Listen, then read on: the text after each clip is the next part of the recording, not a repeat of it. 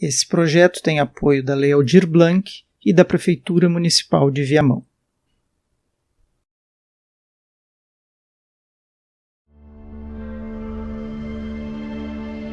Até que ponto as pessoas podem seguir a palavra de um profeta ou Messias? Se uma pessoa tem um discurso convincente, isso é o suficiente para levar você a cometer atos impensáveis em nome da fé professada por ela? Até que ponto a sua crença retira o seu poder de raciocinar e conseguir ver que o caminho que você está seguindo não é o melhor para você ou para os seus semelhantes? A triste e trágica história que você está prestes a ouvir pode te fazer refletir sobre essas e outras questões. Conheça hoje a história de Matota e Marata, um terrível caso de fanatismo religioso.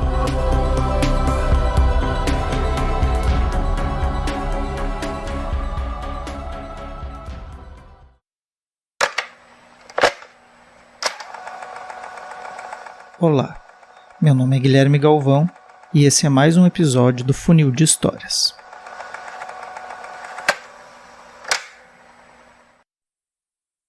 Um aviso. Esse episódio pode conter a descrição de cenas fortes e não é recomendado para pessoas sensíveis. Salvador, 1º de maio de 1977. Dona Geraldina, que catava coisas que o mar devolvia na beira da praia, avistou algo que de longe parecia um saco preto na areia.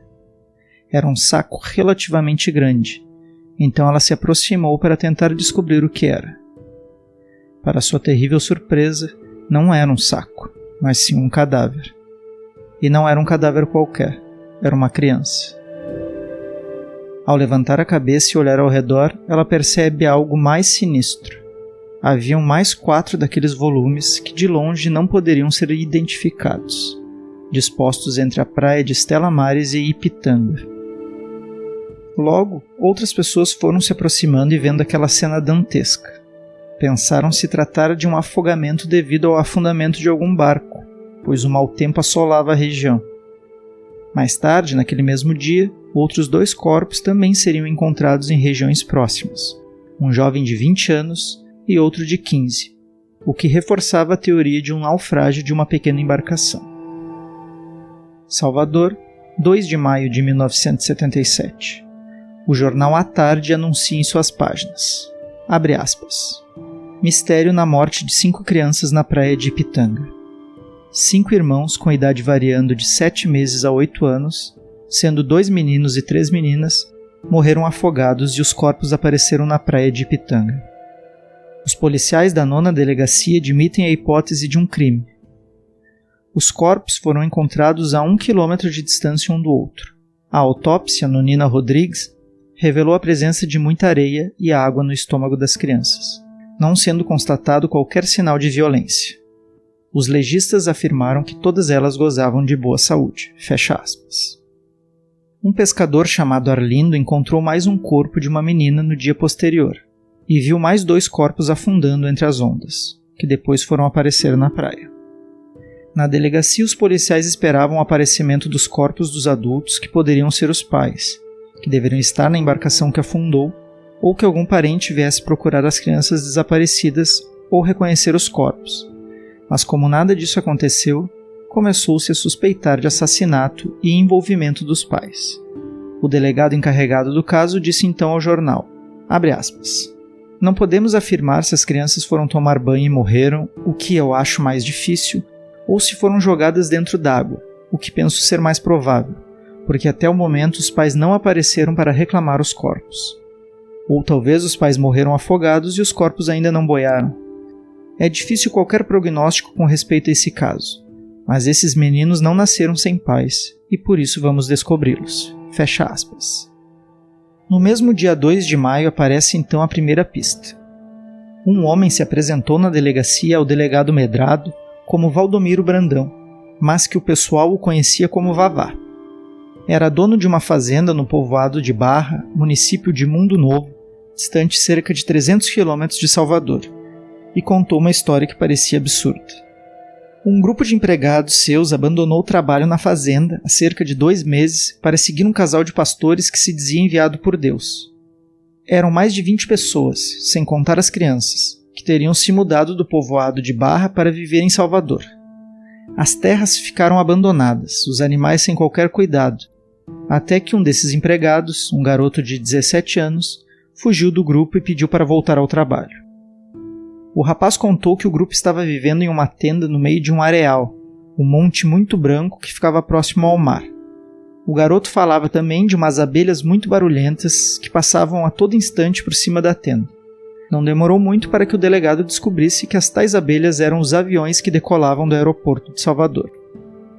O aeroporto da capital ficava relativamente próximo do local onde os corpos das 5 crianças haviam sido encontrados, e na região também eram abundantes as zonas de areal, sobretudo as localizadas perto da região da Lagoa do Abaeté e que circundavam as praias ao norte.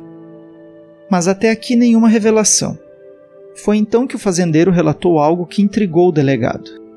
O jovem havia dito a ele que o tal pastor jogaria as crianças desobedientes ao mar para os cações comerem, pois as crianças desobedientes tinham o diabo encarnado. Para quem não sabe, cação é como muitos pescadores se referem aos tubarões de pequeno porte. O fato do laudo dos legistas indicar que as crianças eram sadias e bem nutridas, e ninguém da região onde os corpos foram localizados ter reconhecido as vítimas, fez o delegado levar em consideração esse relato, pois indicava a morte premeditada, como ele desconfiava, e que as crianças não eram da região. Então o delegado pediu para o fazendeiro ir até o IML tentar reconhecer alguma das crianças. Se entre as vítimas estivesse alguma criança que vivia com seus pais na fazenda Havana, essa seria uma grande revelação que poderia mudar o rumo das investigações. Algumas horas depois, o fazendeiro deixava o IML com o semblante abatido, pois havia reconhecido algumas das crianças.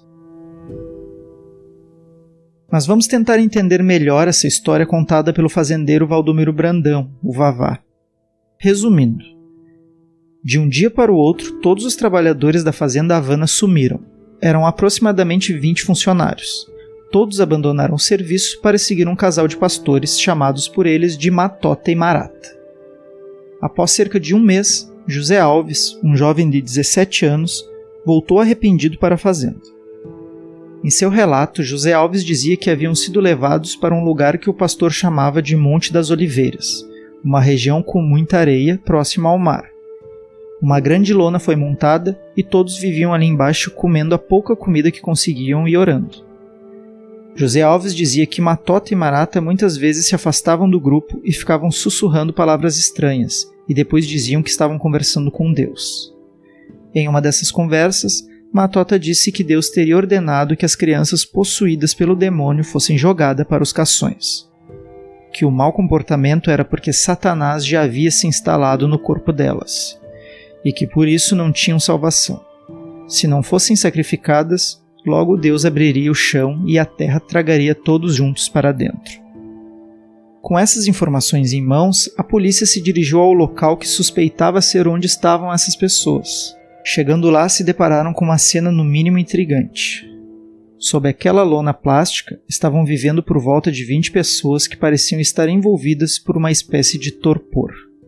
Sujos e maltrapilhos, eles não pareciam reagir a nenhum estímulo diferente das orações que alguns proferiam. Alguns cantavam baixinho, outros estavam em absoluto silêncio, quase catatônicos. Outros desenhavam no chão da areia com gravetos. A polícia logo reconheceu os líderes do grupo, que nesse momento ainda não eram conhecidos dos policiais por Matota e Marata, pois eles eram os únicos que não pareciam completamente entorpecidos. Matota carregava um bebê no colo e um soldado logo se apressou em perguntar por que o bebê não teve o mesmo destino das outras crianças. No que surpreendentemente teve uma resposta imediata, porque ele não tem o diabo no corpo como as outras. No total eram 21 pessoas que faziam parte da seita, que estava vivendo naquela tenda, e todos foram presos no dia 4 de maio de 1977. Mas o que de fato aconteceu? Que seita era essa que parecia ter se formado de uma hora para outra? Para entendermos isso melhor, precisamos antes conhecer um pouco da história de Matota e Marata. Quando foram presos, Matota tinha 29 anos e Marata 22. Apesar de suas aparências darem a entender que tinham muito mais. Seus nomes de registro eram José Maurino e Maria Nilza. Maurino e Nilza se conheceram no interior, em meio a uma comunidade religiosa. Quando se viram pela primeira vez, conversaram muito sobre a igreja e Jesus, pois ela era muito crente, fazia parte da Assembleia de Deus. Tiveram uma conexão que foi fortemente estreitada pelo fator religioso e logo começaram a se ver com mais frequência. Um dia, enquanto se preparava para atravessar uma rua, Maurino teve uma visão. Na outra calçada, ele viu Cristo, que logo em seguida se transformou na figura de Maria Nilza. Naquele dia ele soube que deveria casar com ela. José Maurino logo passou a ser um religioso fervoroso que recebia apoio de sua futura esposa, Maria Nilza. Mas ele não pensava em virar pastor das igrejas que frequentavam. Acreditava ser o escolhido para professar as palavras de Deus mais fielmente que qualquer um. Um dia, ao ser convidado para pregar na igreja de um conhecido, ele respondeu, abre aspas, eu não quero me coligar com vocês. Deus quer apenas um povo e uma só doutrinação. Eu fui o eleito para pregar para o povo que vai se salvar. Aqueles que não me seguirem, deixando para trás os pecadores, não se salvarão. Fecha aspas. Nesse momento começava a surgir o pastor e profeta Matota, mas ele não tinha ainda nenhum seguidor, além de Maria Nilza, e também não poderia pregar nas igrejas que rejeitou. Então procurou um grupo de pessoas que não frequentavam nenhuma igreja específica. Foi então que a Fazenda Havana se tornou o local de pregação do novo profeta. Não se sabe exatamente como tudo começou, quando que as pessoas foram convencidas a seguir Matota, mas como diz Vladimir Pinheiro em seu livro Matota e Marata, os Cavaleiros da Fé, abre aspas, fato é que quando aquelas pessoas se deram conta, já estavam tentando convencer os outros a também seguirem a Igreja Universal Assembleia dos Santos. Fecha aspas. Igreja Universal Assembleia dos Santos era como Matota chamava seu grupo. O que parece é que as pessoas começaram a seguir Matota devido ao medo que é relativamente comum entre as pessoas que possuem uma religiosidade forte. E Matota se aproveitou disso. Ao menos é o que indica a fala de um dos seguidores dele. Abre aspas. Ele dizia que era apenas para seguir Deus. A gente foi acreditando porque ele falava a língua. Ele e a mulher dele falando que era Deus que estava profetizando e que se nós não obedecesse, ia destruir todo mundo.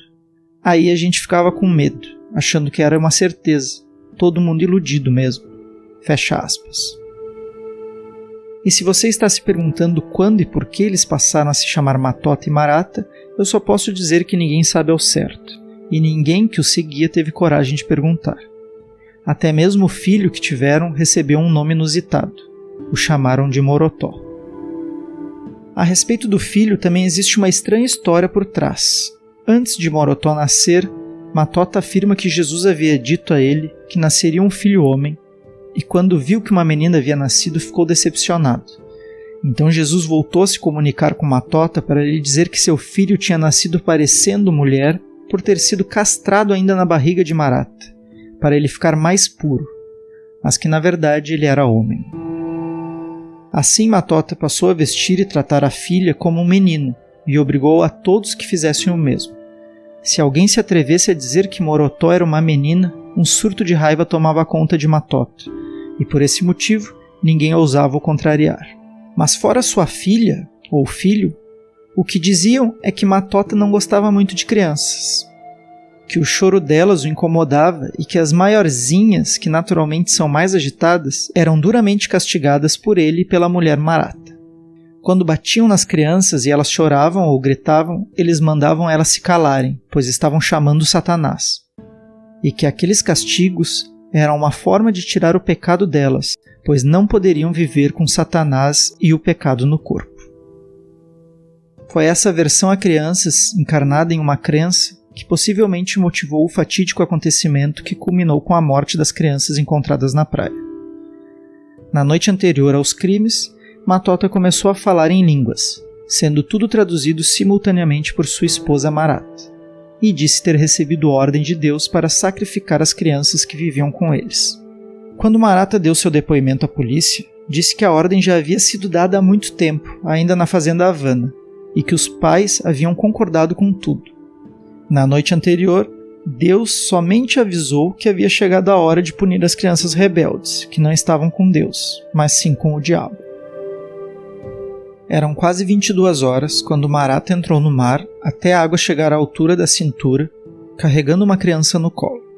Segundo testemunhas, Matota, Marata e alguns seguidores foram jogando uma a uma as crianças ao mar, em meio às ondas. Quando alguma conseguia voltar, se debatendo, até onde eles estavam, era jogada de volta até afundar em meio a um turbilhão de água e espuma.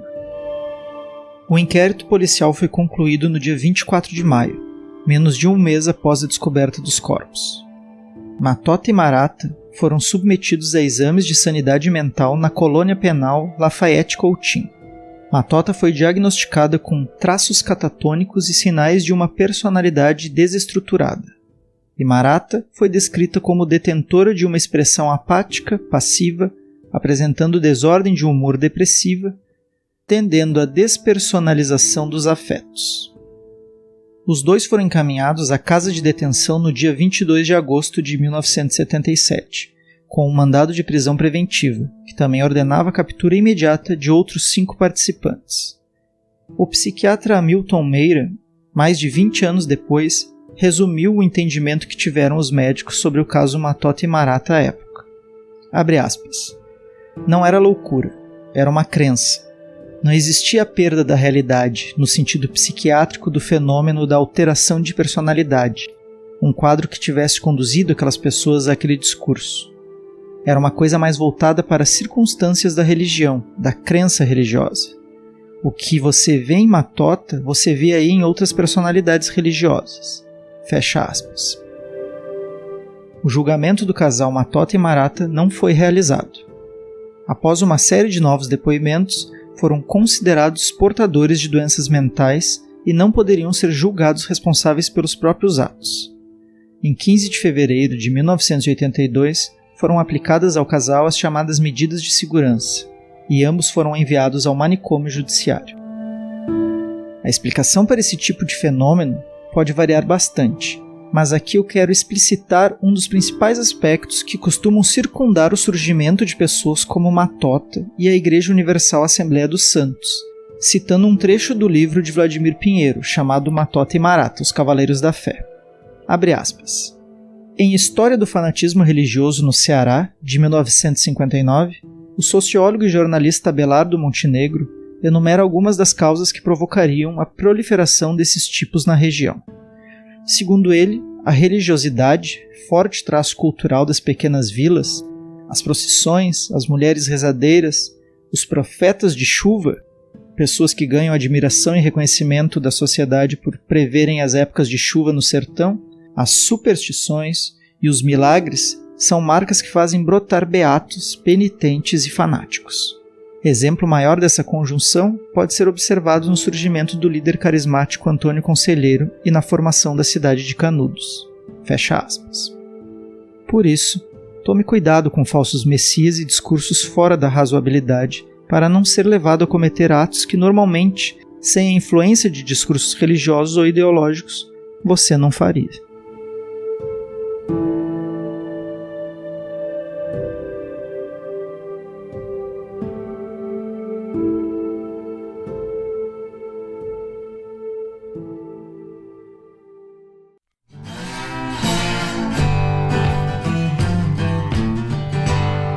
Se você gostou dessa história, divulgue Funil de Histórias, curta, compartilhe em suas redes sociais, se inscreva no canal e deixe suas sugestões para um próximo programa.